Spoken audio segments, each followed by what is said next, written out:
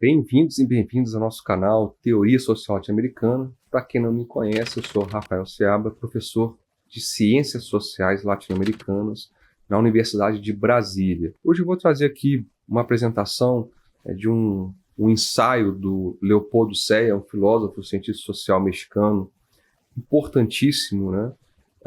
Intitulado Pensamento Social e Político da América Latina, que faz parte de uma coletânea publicada em 1991 pela Biblioteca Ayacucho, né, organizado pelo Mário Magallón e pela Liliana Weiberg, a La Filosofia como Compromisso de Liberação. É uma pena que não tenha em português, mas eu trago aqui essa discussão para apresentar um pouco do que esse autor entende por pensamento social latino-americano. Deixo aqui meu agradecimento à Fundação de Apoio à Pesquisa do Distrito Federal, a FAPDF, que por meio do Edital Universal de Pesquisa financiou esse projeto para difusão de ciência e tecnologia, no caso das nossas ciências sociais latino-americanas.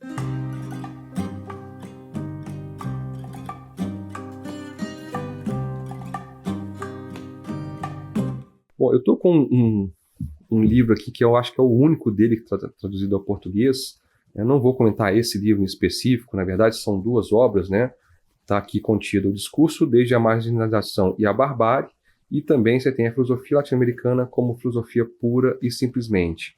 Para quem vai pegar essa discussão que eu trago agora, esse segundo que eu mencionei, ele desdobra vários dos temas que vão ser colocados aqui. Esse capítulo, né, que eu vou trazer agora para vocês, ele tem uma importância porque ele apresenta algo que geralmente é muito preterido nas discussões sobre a nossa formação enquanto cientista social e na nossa produção teórica enquanto ciência social, que é o século XIX e início do século XX.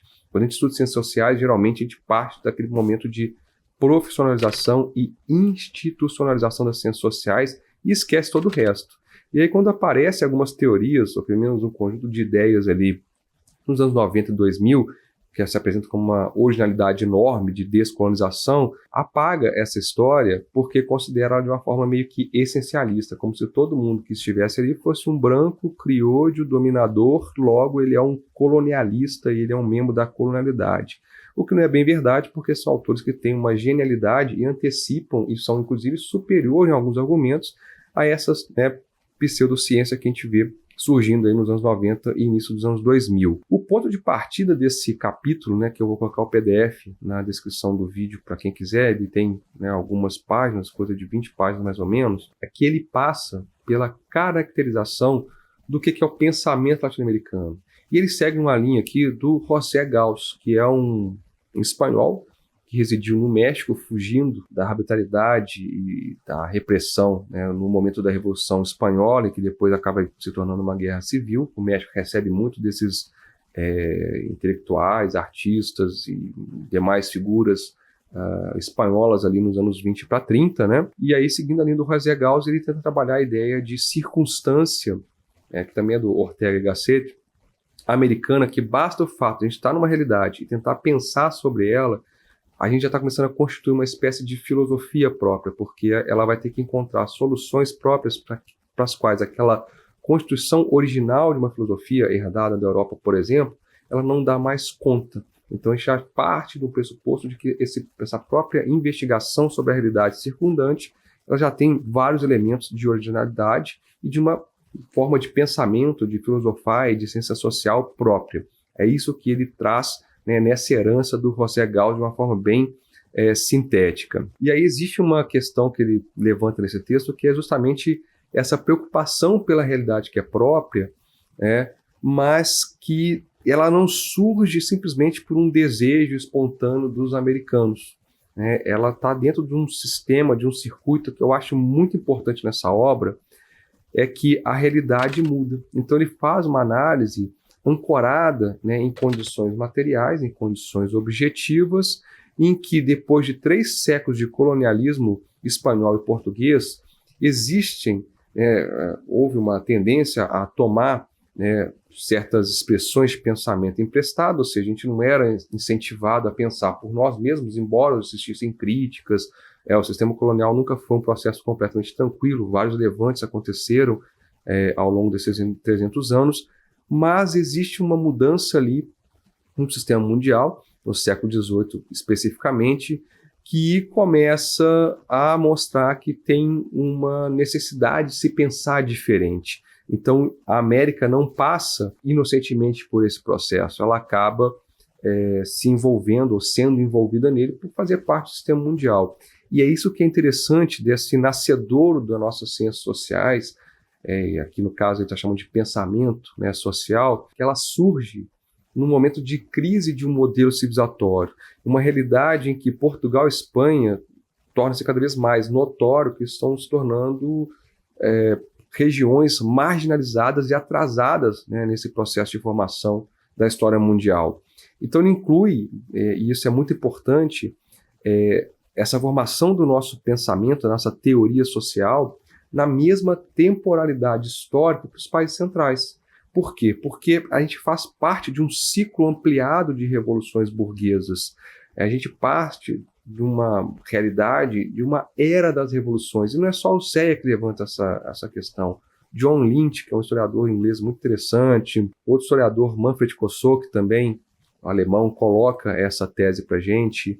O próprio Jorge Abelardo Ramos também coloca essa hipótese de que a gente entra num ciclo ampliado de revoluções burguesas. Então, essa ampliação, né, da ideia de liberdade, da ideia de revolução, tudo isso vai colocando uma novidade para os povos aqui da América de problemas sociais, políticos, econômicos, culturais, que nada mais é do que colocar a sociedade em primeiro plano de análise. Então começam a olhar para si mesmos, o que é, como a sociedade está estruturada aqui, o que são privilégios, quais são os valores, quais são as castas ou estamentos sociais, qual que é a liberdade que se tem de fato ali dentro, quem rege politicamente essa realidade, como se liga mais livremente ou mais constrangidamente, né, ao sistema mundial. Então, aparece aqui na colônia uma série de mentes, né, que são inquietas e começam a perguntar sobre o próprio caminho, porque se tem a clara noção de que a Espanha e Portugal estão ficando para trás nessa dinâmica do sistema mundial. Então, a questão é como se colocar, né, em condições de ter um sucesso semelhante àqueles que a França, a Inglaterra, os Estados Unidos estavam alcançando, ou seja, como se direcionar ao progresso. Então, nessa questão, se perguntam, né, basicamente sobre a sua capacidade, né, enquanto americanos, de tomar, né, e seguir esse caminho. Então, começa aí o que eu posso chamar, né, seguindo o texto do Leopoldo Zé, de uma dialética da independência. As condições materiais estão sendo transformadas e as condições político-ideológicas também começam, né, a ser transformadas.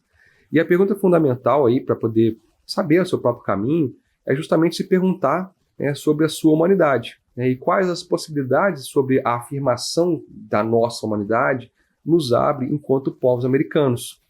E aí a resposta é segura, que sim, os povos americanos são parte, né, da humanidade, são homens e mulheres entre outros homens e mulheres, né, sem mais nem menos, são iguais, né, a qualquer outro ser humano. E essa segurança, né, na resposta sobre a nossa humanidade, ela é uma forma, inclusive, de enfrentar a metrópole, porque uma questão que se tinha muito claro era de que o colonial, né, o colonizado, ele tinha uma subhumanidade em relação ao peninsular. Então, o crioulo ou o americano, ele tinha sempre uma relação de subordinação completa, inclusive da sua, né, condição ética em relação ao peninsular. Então a emancipação política começa a ficar clara para alguns indivíduos. E não é romper de imediato, né, com a metrópole. Então a primeira coisa que se faz é começar a indagar, né, aquilo que se faz dentro do império. Então começa a se perguntar o que é a grandeza de um império. E aí vem uma crítica, né, que o texto traz no outro ponto, que eu acho importante, desse resgate da nossa história, né, desse nosso pensamento e nessa teoria, né, nossa forma de constituição de ciência social, é de que começa a haver uma crítica ao princípio de autoridade, né, e a buscar o próprio a partir de uma ciência da natureza ou até mesmo uma ideia de contrato, né, porque a ideia não é deixar de ser súdito do espanhol, né, mas é ser parte dessa condição do império, né, ou seja, fazer parte do império porque sempre é colocado dentro dele numa forma expropriada, numa forma muito subordinada de manter, né, aquele mundo colonial de pé. Então começa a ser perguntado o que somos, o que é a América, né, do que somos filhos, E são perguntas que os países centrais não precisam fazer, porque eles sabem quem são. É só aqui que houve todo um sincretismo, toda uma mestiçagem, toda uma mistura de povos, culturas, formas de produção e instituições que criou algo completamente novo e que não encontra uma resposta imediata naquilo que se tem, tanto na Europa, tanto no mundo indígena, que praticamente foi destruído, e naquilo que vem transplantado de alguns povos africanos trazidos na condição de escravos para cá. Então, essa pergunta de querer saber quem é, o que se era, o que se possuía, já é uma consciência de si próprio e que é a base de uma transformação, né, mais profunda e que tem relação com essas transformações no sistema mundial, né, e nessa alteração do padrão civilizatório.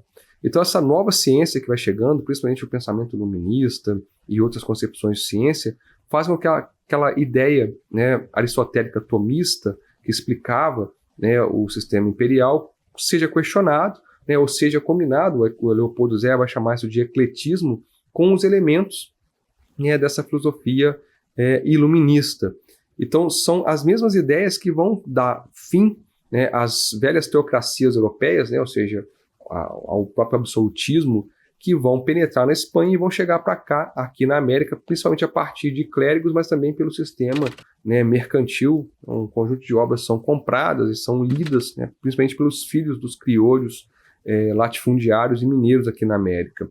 Então começa, né, a ter uma volta para estudar a própria zoologia, a própria botânica, a própria geologia, e com você perceber, com base nessa experiência concreta, com base nessa ciência que permite eu classificar a natureza, por mais que você questione isso como eurocêntrico, que eu acho uma grande bobagem, começa a ser percebido que nós temos uma natureza que é própria. Ela não é inferior nem superior, ela é diferente, né, daquela que existe no Velho Mundo, por exemplo. Então, permite observar essa realidade e destruir o princípio de autoridade. Então, veja que existe o que a gente pode dizer aqui de uma presença e reelaboração do pensamento europeu no nosso debate, mas que ele vai ter que buscar uma resposta própria. Não é cópia, não é pura influência, mas é algo que está ali, a gente conhece ele, mas a gente reelabora e sofistifica a ponto de ele ficar irreconhecível para os próprios europeus.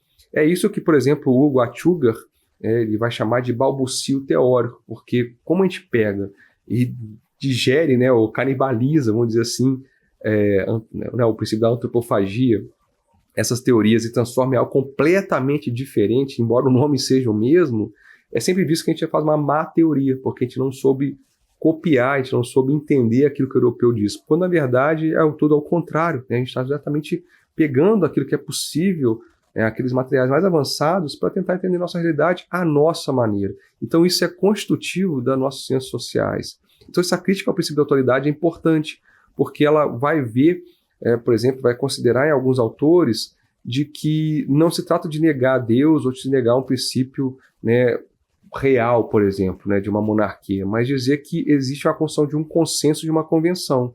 E que no caso, né, do mundo colonial, esse consenso nunca foi, né, considerado, né, sempre foi estruturado uma sociedade para o benefício do próprio mundo metropolitano, e foi uma convenção que nunca nos interessou.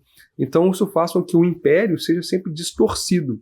Essa é uma ideia que vai estar, né, no Frei Servando Teresa de Mier, né, que justamente aponta essa falta de consenso, essa falta de uma convenção, né, e a possibilidade de justamente uma emancipação do império, que no final das contas é uma participação mais ativa no mesmo. Não é a ideia de romper ainda, mas de ter, né, uma autonomia política maior. Quando, né, o século XVIII passa para o século XIX, essa virada, a situação muda ainda mais, porque no caso das colônias espanholas, elas ficaram, né, por conta da guerra entre Espanha e Inglaterra, ali em 1796, fica-se ainda mais isolado do mundo espanhol, porque a Inglaterra ela bloqueia o mar para os espanhóis. Então, a Espanha decreta uma abertura comercial, né, dos portos para nações neutras, ou seja, antes mesmo de Portugal fazer isso aqui com o Brasil. Então, as ligações do mundo crioulo, do mundo americano, com outras potências, com outros povos, ela se faz mais rápida, mais ampla, e o desligamento, pelo menos nesse ponto de vista mercantil, com a metrópole também. Então, começa a haver um distanciamento concreto, né, do mundo metropolitano. Depois, em 1807, 1808, a Espanha é invadida, né, na verdade a Península Ibérica, por Napoleão, e o rei é deposto.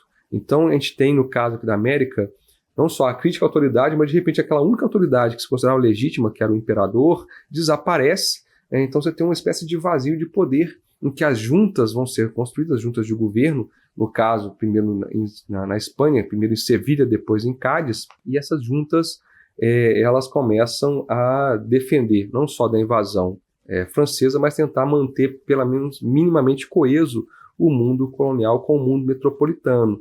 E aí tem um erro muito grosseiro que o talento intelectual, o talento revolucionário se aproveita, que é, em certo momento, nessa revolução liberal que acontece ali dentro de um período regencial, um período desse aparente vazio de poder, se concede a cidadania e a igualdade política, né, aos crioulos. E isso muda, né, é uma chave que muda e abre a porta de uma emancipação completa. E a partir daí, de uma forma muito acelerada aqui, começa essa ideia de realmente uma revolução de independência. Ela vai começando a ficar cada vez mais clara, porque toda vez que há uma demanda por uma autonomia política, essas cortes de Cádiz, esse movimento juntista, recusa. Essas juntas são criadas aqui na América à revelia, né, da própria corte da junta, né, de Cádiz, e com isso, né, a ruptura se dá e começa a luta de independência. E aí questões novas se colocam aqui na América, né? O que você quer construir enquanto povo? Isso está colocado para os libertadores, né, para os próceres, como Bolívar, Hidalgo, Morelos, Artigas, San Martín, entre outros mais que a gente pode citar. O que a gente vai construir? O que somos nós enquanto povo? O que a gente pretende enquanto liberdade? Que tipo de liberdade se trata?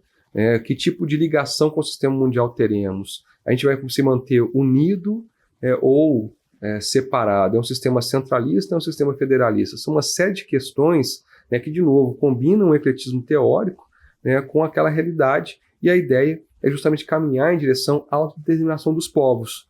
A questão é que esse contexto cria algo inédito, que se avança o suficiente na revolução só política, na construção de um Estado soberano, republicano, constitucional, com uma cidadania formal, ou se avança também numa revolução social e econômica, no sentido de abolir completamente as formas de escravidão, as formas de servidão indígena e de tributo indígena, uma repartição da terra para poder criar uma condição de propriedade média e pequena da terra junto àquela grande propriedade. É uma reforma agrária, eu não diria muito radical, mas que pelo menos muda e incorpora os indivíduos nesse sistema. Uma produção artesanal, uma produção manufatureira, uma produção que tende a ser industrial, vai ser construída aqui, e uma igualdade de fato que inclui inclusive as mulheres, né? São coisas que são colocadas naquele contexto. Pela questão militar que vai se impondo, né, porque precisa se vencer, né, as forças realistas espanholas, essas ideologias, essas leituras, essas interpretações que vão em direção à revolução social, elas vão sendo secundarizadas até serem completamente escanteadas, e todos os próceres, todos os libertadores terminaram a sua vida ou assassinados, ou no exílio, ou, né, morrendo isolados, sozinhos, né, daquele movimento dos quais eles lideraram, né, em certo momento. Então você tem essa disjuntiva, essa dialética, né, da nossa independência, em que esse dilema não é resolvido, e até hoje ele não foi completamente resolvido. É uma questão que não se remete simplesmente ao mundo colonial, ela diz respeito ao mundo pós-independente, que é muito preterido nas nossas análises, né? E aí a gente busca, né, nesse processo, no terceiro momento aqui de discussão, a partir dos anos 1830, 40, parece que tudo deu errado. Isso vai marcar muito nossas ciências sociais, porque tudo aquilo que foi sonhado como um reino de uma liberdade, de uma igualdade, de um povo soberano, não aconteceu. Havia uma certa ingenuidade de que, feita a independência, entraríamos no sistema mundial praticamente como iguais.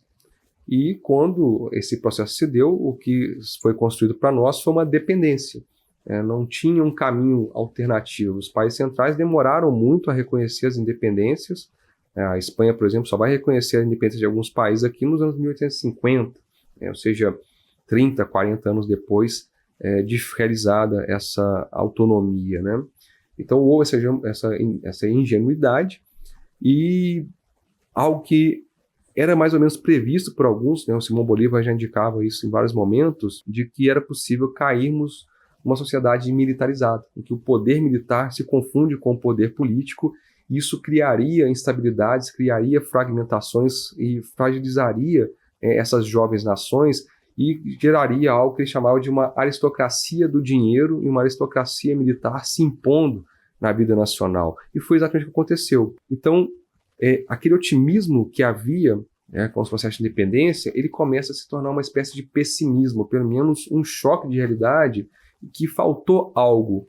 Então, alguns autores vão dizer o seguinte, de novo, eu venho aqui com o Frei Teresa de Mier. Ele já levanta algo que estava dado desde o início, mas ele aprofunda, de que parte dessa crise ela não pode ser solucionada copiando as instituições dos Estados Unidos, o federalismo dos Estados Unidos, porque a apresentação que ele faz é o seguinte, os Estados Unidos já eram uma sociedade federalizada, cada uma das 13 colônias tinha sua independência em relação à outra. O que eles fizeram foi juntar e criar uma federação de fato de algo que já era separado. No caso da América, a história é outra, já era algo coeso, unido na forma de vários vice-reinados, e que de repente, algo que poderia manter unido, se fragmentou. E aí está a grande crise da nossa realidade de criar pátrias pequenas, não uma pátria grande como era o sonho do Artigas. Então começa essa ideia de duas Américas, entre uma América anglo-saxã e uma América latina, embora esse nome latino não existisse ainda. Quem vai desenvolver um pouco mais essa ideia de duas Américas é um chileno e um colombiano naquele contexto. Tanto o Francisco Bilbao como o José Maria Torres Caicedo, que vão desenvolver essa ideia de uma América Latina substantivada. Tem vídeo aqui no canal explicando isso, então se quiser assista lá. Então o Francisco Bilbao ele começa a perceber que existe nos Estados Unidos algo que é admirável, a ideia de um livre pensamento, a ideia de um autogoverno, uma franqueza moral, uma terra aberta ao migrante, em que o latifúndio não é predominante, e isso tem feito com que os Estados Unidos alcancem uma grandeza e uma glória. Porém, isso vai crescendo em riqueza, população, poder, liberdade, mas ele vê que os Estados Unidos eles desprezam tradições, sistemas, eles vão criando um espírito devorador do tempo, do espaço, e vão formando uma nação, um gênio particular, que no final das coisas se supõe árbitros e senhores da terra, uma arrogância muito grande, inclusive em relação a nós. Tanto é que a gente vai ter a guerra anglo-mexicana, que metade do território do México vai ser devorado ali nos anos 1840, 1850.